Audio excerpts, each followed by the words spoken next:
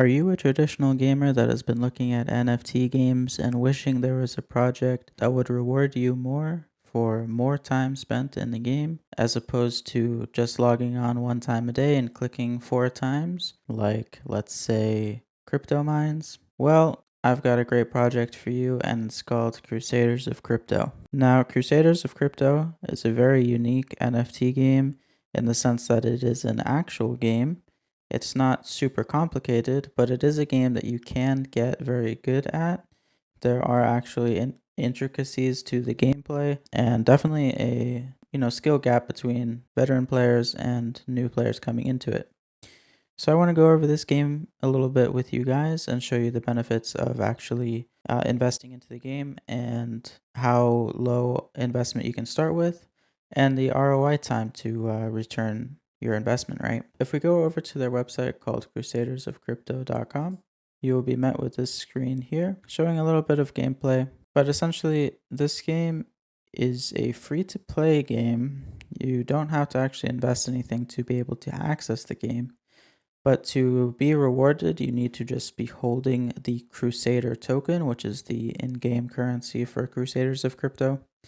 And to actually start earning NFTs, you don't have to hold any more than one Crusader token, which at the time of this recording is like 0.0000003 dollars. So it is a very cheap game to get into. You don't need to start with a huge initial investment. In fact, I know of several players who have started this game with around a $15 investment and have earned that money back very quickly just from earning NFTs. Now, the game rewards you in NFTs for actually playing the game, but you do have a automatic staking feature that will give you BNB as long as you are holding Crusaders tokens in the form of this. Your home dungeon will actually pay you in BNB tokens for holding Crusader, and the amount is actually based on how many Crusader are traded per day, and the amount of Crusader tokens you're holding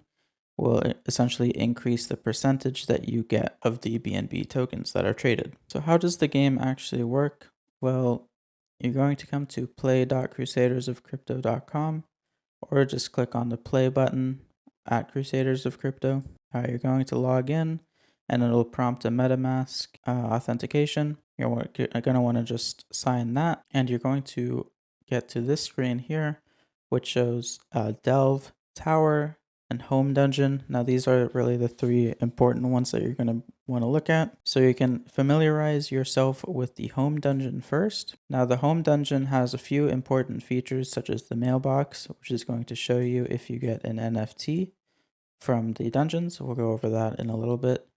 You have the Expedition Pass, which is a Crusader staking system. Essentially, you will pay 100 billion Crusader and get that amount back in 20 days. So you'll get 5 billion Crusader per day. After that, you will receive 1% of your Crusader holdings per day as long as this pass is active. They don't have an end date for it, so essentially forever. I don't know. No one really knows how long this will last, but essentially until the pool runs dry, I guess. So you have your NFT room up here. First three on each row are equipment that you start out with, and they are very strong. So you can actually do the hard dungeons with these pretty easily, and even the expert dungeons, but it's going to be difficult. So I'll go a little bit over that later. You have the consumables, not really that important. And this shows some information on the different mobs that are in the game. And once we get into gameplay, I'll actually just show you that myself. And then if you come over to the right side, this is where you're going to be able to claim your BNB. So as you can see, I can claim 0.000 almost 6 BNB. Obviously not very much, but my percentage is very low. I don't have a huge stake in this game, so that's why it is so low. But obviously, if you have a large amount of Crusader tokens, you will get a large amount of the BNB tax. So the way this works is that there's a 12% tax whenever you're buying Crusader token, and 5% of that tax goes directly into this pool and will essentially fund the the staking of Crusader tokens. So that is essentially how this works. You can see it's paid out 1,707 BNB in total so far, which per today's pricing is like over $1 million, I think. So that's obviously a lot, and it just keeps going up. The more people that actually buy Crusader tokens, and the more popular the game becomes, the more that this system will essentially pay out. So that's basically how that works. And then you can come over to the top section here. Now, this isn't incredibly important. You have a PvPD, which is PvP dungeon. So you can make your own dungeon and have friends try to beat your dungeon. If you like to do that, I haven't really tried that system very much. But one important thing is the Configure Crusader tab. Now, this shows all of your NFTs that you have, all of the equipment, and this is what is actually going to spawn in the dungeons when you're playing them. In terms of a new player without any NFTs, I would recommend, because the game is going to start out with you having everything active. It's going to look something like this, with all of your NFTs active. Now, to actually increase your efficiency in the game, you're only going to want to have a few of them active so you're not looking for the chests, and you can quickly get more items and go to the boss. So what you're going to want to do is deselect the poison dagger and mace. The flaming staff is the best free weapon in most players' opinion. Of course, you might have a differing opinion, but that's fine. Silver Shield gives you 1 defense, meaning you'll take 1 less damage from attacks. Vampire Necklace gives a small health steal effect, and then Regen Armor. Essentially, whenever you get hit, you have a chance to gain a bit of HP. So pretty strong effects for the base gear, but again, I would recommend you just keep this loadout here, and then you're going to come to Save Settings, hit that, and there you see it'll have this, essentially once this window pops up, the equipment is saved. So going back to the main menu, you see you also have Delve and Tower. Now Delve is going to be a single dungeon that you have to complete to receive an NFT drop chance. If you just click on it here, it says Novice, Normal, Hard, Expert, and Event. Now Novice, you will not have any chance of receiving an NFT, and is therefore only recommended for your first few runs to just get familiar with the game, as it is quite easy, and actually know too much about the game to be able to beat it. But you quickly want to come to normal, which will have a 1% NFT drop rate. Hard is a 2.2% NFT drop rate, and expert is a 5% NFT drop rate. The dungeons are also larger based on their difficulty, so even though the expert one is technically harder than the normal one, it is also much longer, so you want to take that into consideration as well. Most veteran players will just only play expert and try to increase their times to make expert more viable. Most of the veteran players that I've talked to have said that they can complete the dungeon within around 8 minutes as an average. So that is about 9 dungeons an hour, almost a 45 to 50% NFT drop rate per hour. So that's obviously very good, but it'll take a little while before you're able to actually do experts in, 8 minutes, and you might need some NFTs for that as well. So obviously I'm talking about NFTs a lot, and you might be wondering the price of them. Now, most of the NFTs on the market go for about 0.025 BNB, which depending on current market prices is, about $15 to $25, depending on the NFT that you actually buy. There are some that are definitely more valuable than others. I'd recommend you just do your own research on that. But I think the best NFTs right now are going to be the Siphon Blade, Flame Armor, and the Rage Gauntlet.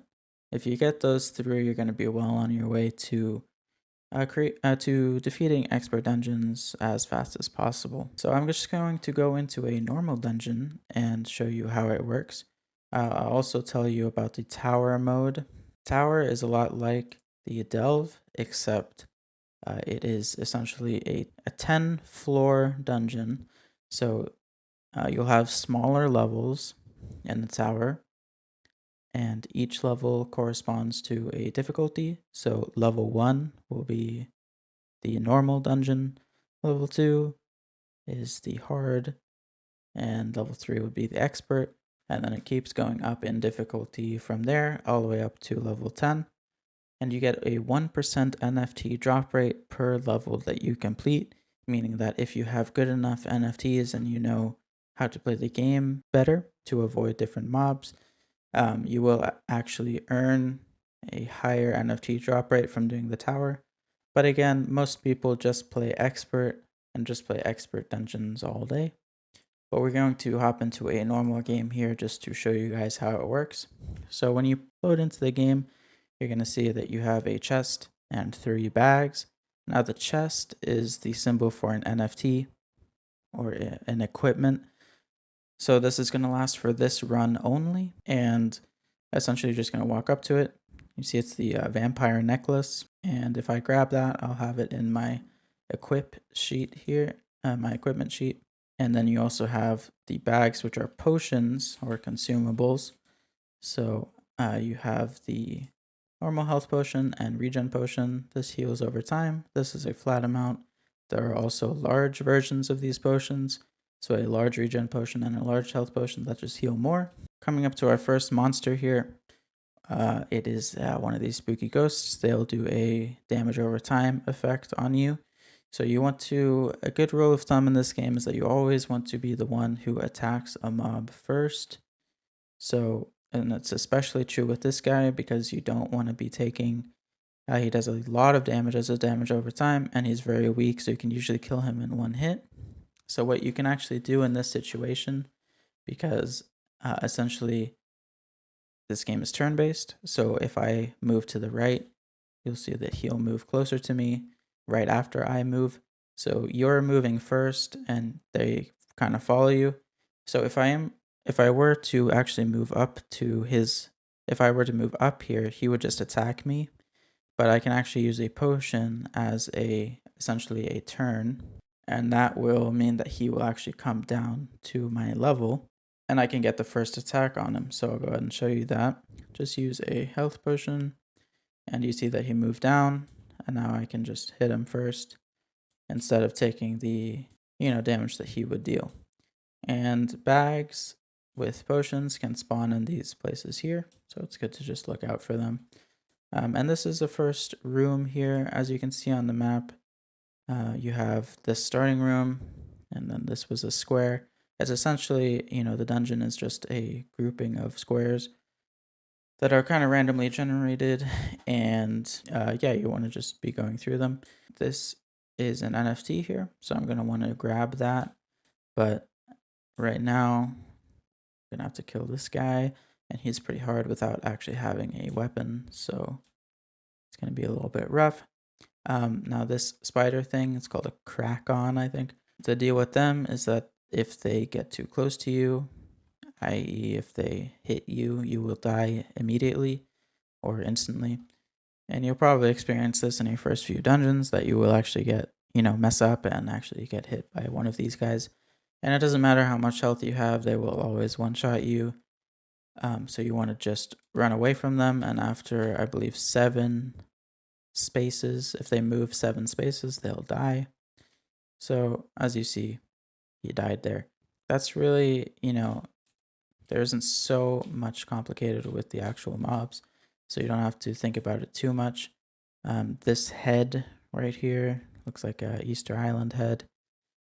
He will provide a buff to the mobs around him, and he'll also do damage, like ranged damage to you, so he's pretty dangerous. And again, you'll see I'll just use a potion there to just get the first attack on that ghost. And I ended up just going down and killing that Easter Island head because, again, he does range damage and he's providing a protection buff to the mobs around him. So I'll essentially be able to kill the other mob faster if I just go ahead and kill him. In these dungeons, essentially your main goal is to just find the boss room. and you want to have as many potions as you think you'll need to defeat the boss. And you don't really want to stay for too long. You don't need to kill everything in the dungeon to be able to kill the boss or anything. You want to just really do as little as possible. That way you'll get quicker clear times, which is obviously what we want to have a higher NFT drop rate. So here's my last NFT or equipment item.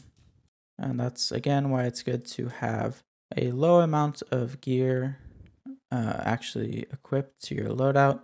That way, you're not looking for a very long time for the actual drops. You're just going to be going a little bit faster if you only have, 3 or 4 NFTs actually equipped into your loadout. I'm looking for another consumable item, or at least it drops from bags, and it's called the compass. Now what the compass does is it'll reveal the entire map. That way you'll know where the boss room is. And actually I can see the boss room here, so this is kind of an interesting conundrum that hasn't really happened to me before, but I can see that the boss room is actually in this tile right here. So I can actually just go down to this room and then essentially fight the boss. So I'll go ahead and show you what you're looking for with the actual boss room. Once you find a compass, how you'll know that a room is the boss room. Here you go. As you can see, most of the tiles are very unique looking. Again, they're randomized, or they're not randomized, but they're in a random position. Each one of these tiles has a chance to spawn, obviously, in a different sort of angle, right? This tile right here that looks kind of like a torch, that is always going to be the boss room. So if you find the compass, you're going to just immediately come to this room, assuming you have enough potions, and try to kill the boss. If we just head down the staircase, we are greeted with one of 2 bosses. This is the easier boss to fight. You have 4 of these pillars that look like this around the room, and what you're going to want to do is bring the boss to one of the pillars. So I'll just bring him to this one. You're going to hit him a few times, and he's going to teleport or move. It's important whenever he teleports that you want to get away from him and you want to break line of sight, because he's going to do an attack which will do a large amount of damage to you if you are facing him or if he can see you. So you're going to want to just come to the other side of the pillar that you're fighting him on. And after 4 turns, he'll do that attack. And if he could see me, or if I was in line of sight of him, I would have taken 30 damage right there and probably died. So a good thing to remember to, don't get hit by that. I can probably show you me getting hit one time, I think, just so that you know. So use a potion, and as you can see, I'm in his line of sight right there, and I took 30 damage. So it was almost all of my HP. I was at full HP. So yeah, you definitely want to look out for that. And he should be just about dead here very soon. There you go. So that when this screen pops up, that means that you beat the boss and you have successfully completed the dungeon. Now you can watch the replay if you'd like. I've never done it myself, but if you want to look at ways that you could improve, you could obviously watch your replay, and that might be useful to you. But the most important button here is going to be save and share. Now, what this does is that it'll essentially send the replay to the Crusaders of Crypto servers, and they will be validated for, not using a bot or cheating. And then once they're validated, which takes about 5 minutes, you will know if you actually get an NFT. So we click on save and share, and then this will pop up. You can just X out of that, or you can take this replay here and send it to your friends, or send it in the Discord channel of Crusaders of Crypto, and people can watch it essentially. But from there, you can also say start over. Now that will just start you back at the beginning of a new dungeon. Not the same one, but it is a new dungeon, and you can essentially just keep chaining them together so you don't have to go back to the main menu. So if I press start over, that's just going to basically be the most efficient way to clear as many dungeons as possible. But let's say that you want to check if you got an NFT, you're just going to return to main menu, log in, go to your home dungeon, go up to your mailbox, open it, and there is no NFT here now, but the run that I did just complete it, so I would have to wait about 5 minutes to see if I actually got an NFT. So that's why it's kind of better to just press start over and just keep trying to do as many runs as possible. And maybe after doing like an hour or two of grinding, you can come to your mailbox and hopefully you'll have an NFT. If not, you can play more. Obviously, each NFT is going to go for around, again, $15 to $25, depending on which NFT it is. The base chance of 5% means that you could earn about one every 2 hours, assuming you're not holding a lot of Crusader and not increasing your drop rate by a lot. But that essentially means that you could actually make a substantial amount of BNB per day just playing this game. If you were to play for 8 hours or 10 hours, you could get up to even like 5 NFTs in one day. As long as you know what you're doing and you're efficient in the game, that number is definitely possible. There are also ways of increasing it, like holding Crusader token or buying a buff in the shop that will double your drop rate. Some of the largest holders of Crusader actually can earn up to 10 to 15 NFTs in a day, as long as they have that buff going, just because their drop rate is so high that, the NFTs are going to be dropping way more for them. And they can get several per hour even. So that was basically everything you need to know about Crusaders of Crypto, just an easy rundown. This game is actually a lot more complex than what I've showed you in this video. I recommend going to their white paper, which is going to be, you can find it on their website, crusadersofcrypto.com, just under docs. So you can read that there. And you can read essentially everything you need to know, such as the benefits for holding Crusader, the percentages for getting NFTs from dungeon clearing, all of the different NFT items, which one you might want. There are NFT pets as well that will follow you on your journey. And there's essentially all the information in the game is right here. So if you are looking to get into this game, I recommend reading up on the white paper here and doing your own research before you invest too much money. Anyway, guys, I appreciate you watching this video, and I hope you have a great day.